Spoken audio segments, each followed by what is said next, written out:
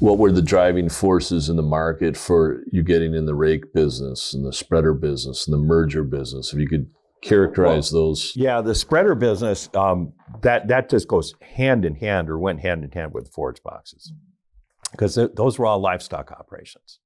And livestock that's contained, so you're going to have a manure product that you're going to want to get rid of, whether it's coming out of a barn cleaner or later a lagoon system. But then you also can capture the nutrient value in that manure by spreading it on your cropland. So that customer was the same customer, the forage box manure spreader customer. When would you say the activity in spreaders here at H&S started? It was early 70s. It started out with a couple models that Steinberg Manufacturing made and sold to H&S, which they then marketed. And then it expanded. H&S started building spreaders too, and it just kept expanding and adding models, adding design features, making them better. And the product matured. Would the rakes have been the next major product? The major product, yeah. There were a lot of little things that came through, but the next major product, and at the time, the Italian rakes were wheel rakes. Well, back when Dad was with Farmhand had a wheel rake, but they disappeared in the United States. And everybody thought the way to do it was the parallel bar rakes. That New Holland was very successful with their parallel bar rake, and there were others. But especially when you used a bifold rake, a rake that comes in from both sides, you realize you could leave a really fluffy windrow instead of roping it the way the parallel bar rake did, that finished off the drying and sped up the process of bringing in the hay, which meant a higher quality hay. And that market kind of exploded for us, not just in our home territories, but that got us into the further west. It got us better into the Dakotas, Kansas, Nebraska. And it also ended up being a marketing bonanza, because when we got into rakes, we started doing business with distributors in those further western states. We were always dealers only in our home territories. We built a lot of rakes for Heston. Then we sold rakes to our distributors, and then we sold rakes to our dealers. And the reason I go in that order, the way the run would work, when we set up, we would do runs of hundreds. And there were years we built thousands of rakes, big rakes. And the way the run worked, the very first ones out the door were earmarked for Heston, because they owed us in 15 days. And they were all to order. They had been ordered before the season. The next batch of rakes went out to our distributors, who at that time either were 2 months or in some cases 4 months. And then we would ship rakes to our dealers, and we floor planned the dealer rakes for a year. So in that one manufacturing run, we turned the dollar 3 times. Which was very unusually efficient for us. Good cash flow management. Very good, yeah. And I'd like to tell you that was our plan, but I was there. That wasn't the plan, but that certainly is how it worked. Mm-hmm. And it was really great. When the merger trend came on and you guys got in on the merger development, we tried a number of different designs. Some worked, some didn't. We had single mergers.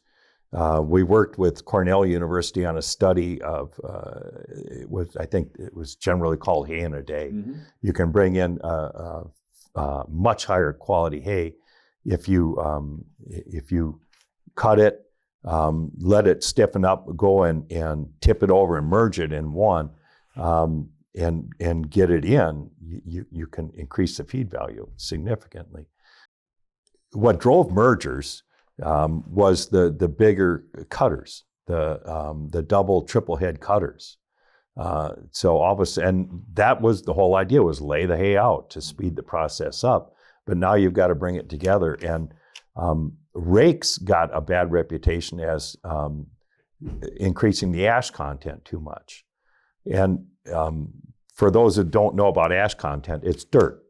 The way they test how much dirt is in the crop is they essentially incinerate it and see how much weight is left. It's dirt. It's not actually ash. But some parts of the country, that's still all they use in front of their choppers.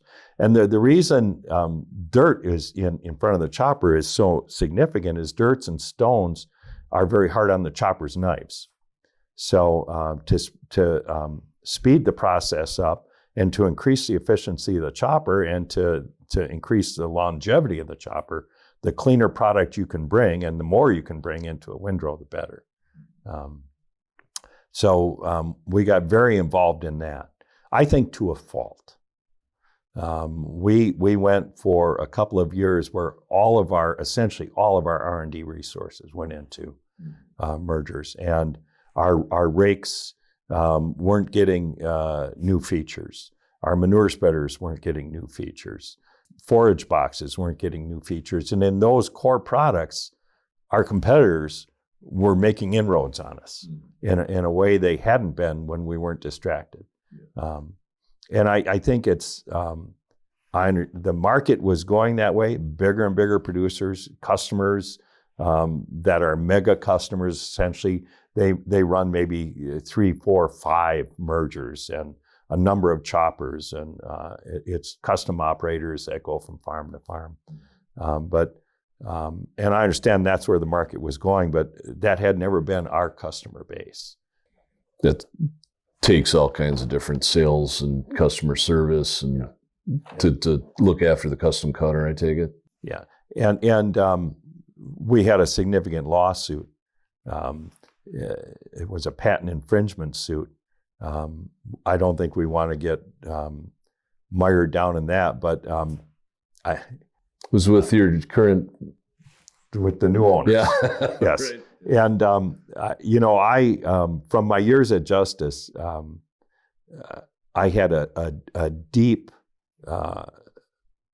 sense of justice and faith in justice of our court system, and I lost that during that trial. We ran into a federal judge who was an idiot, who thought he was the smartest person in the room, whatever room he was in. I'm probably in trouble for saying he's an idiot, but he is. He made findings of fact at the beginning of the trial that essentially gutted our defense. For instance, he found as fact that an auger cannot convey hay. Well, every chopper that chops hay uses an auger to convey it to the knives. If you Google auger, you'll come up with a H&S twin auger forage box. I mean, that's just nonsensical. We could have won on appeal, but the thing is, we were going to come right back to that same judge, and he's now going to have been reversed and in a worse mood. Yeah. And the other rulings he made, he clearly he didn't think we designed our own machine, and I'll swear on it, going to my grave, we did. Yeah. And he wouldn't let us introduce at trial the fact that we had 2 patents on our merger and a 3rd patent pending, because he thought that was prejudicial. It was ruling after ruling after ruling. We ended up spending millions of dollars on the lawsuit. The company that sued us spent many times more million. And they ended up getting some damages. It was $800,000. But I can tell you their cost to get that was probably 15 times as great. Patent lawsuits are stupid. And the people in charge of the company at that time are stupid. The only ones that win a patent lawsuit are the attorneys.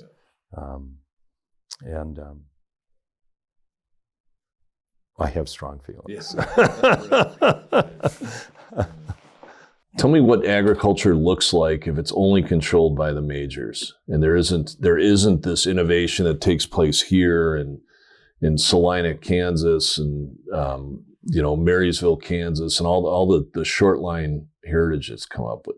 What's going to be missing is the innovation, obviously, because shortliners are closer to the customers, so they get more of an earful, and they go looking for an earful.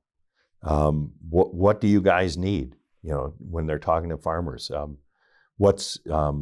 they hear the farmer when he says, "This is what I don't like about your product," and they're able to make it better. And I think it's the innovation, it's the change, it's the way we do things. I remember the first time we talked to John Deere, it was way before Frontier, it was years and years ago. They were thinking about outsourcing their manure spreaders. And they came and toured our Clintonville facility, and I was with them. And this one John Deere engineer sat and stared at this fixture where the guys were welding beaters. And it was a fixture we had made. It had a couple of rims on the bottom and some pipe and old shaft. And he stared at it and shook his head. And I'm like, well, hey, and I said, hey, it works. And he said, oh, no. He said, I can see it works. Here, what I'm thinking is that would cost us $100,000 to develop in engineering, and that's what holds back innovation. Is they have these processes that it's like trying to walk through quicksand. Nothing happens fast, where shortliners are reactive and quicker and more nimble. And that's what leads to a lot of change and development. Not the giant machines, but the stuff that has a niche, And I think that if there's a mistake that a lot of dealers make, it's not realizing the value of shortline equipment, even if it's not a major moneymaker for them. And the best example I have, there were two John Deere dealers in eastern Wisconsin. And one called me, they were both my dealers. One called me very upset because he thought I gave the other dealer a better price on a forage box. And I said, I didn't. I'm telling you right now, I gave him nothing special. If I would have, I would have asked him who's on the deal, and I would have given you the same offer. That's just how it is. And he said, well, then he sold it for $100. And I said, I don't think he did, but let me find out. So I called the other dealer, and I said, hey, now I'm not naming names. Did you really sell that box for $100? And he said, Chris, I lost several $100 on a deal because I came up to your plant in my pickup and towed it back. So I lost that time. And I said, what are you doing? You're killing me here. And he said, Chris, I've been trying to get on that farm. They're both John Deere dealers. I've been trying to get on that farm for 5 years. Yeah. And now I'm there. Yeah. And I am going to check on that box every other day. I'm going to make sure everything's working. I'm going to adjust it for him if I have to. And by God, I'm going to be there next time he's ready to trade that combine. Yeah. And it was a successful dealership. That's how they did it. The other dealership, they just were the kind that multi-store dealership that just like to thumb their nose at short lines. Mm-hmm. But that customer is going through someone else's door. Yeah. And when he's there, he's developing a relationship with them. Mm-hmm. And I keep thinking one of the things that would be good would be for the shortline dealership to return. And some of our most successful dealers have a ton of short lines. Mm-hmm. They have the major, but they also have lots full of different short line stuff, and everybody knows it, and everybody goes there. Mm-hmm.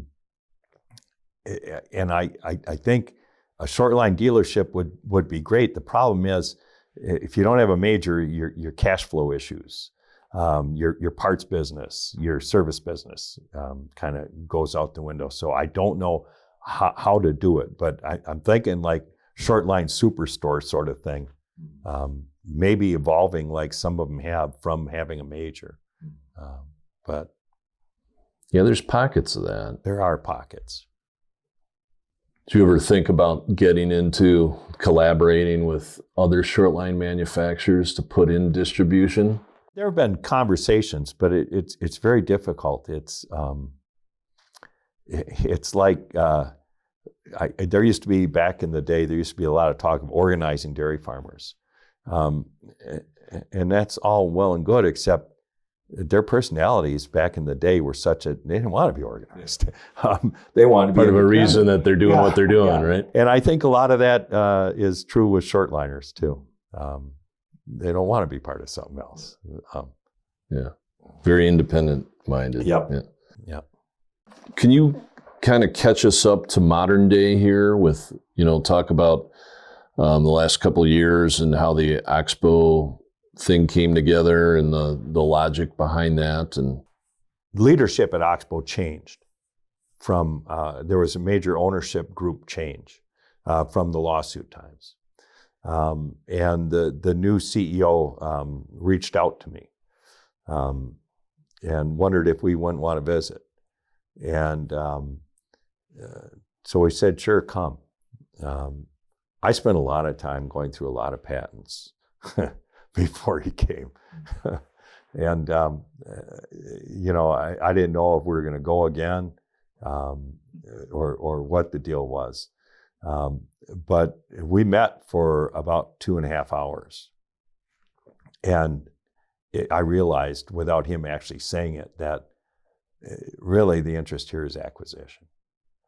And the shareholders and I had been talking about it's time to do that again. And by the end of the meeting, I said, actually, that's in our plans.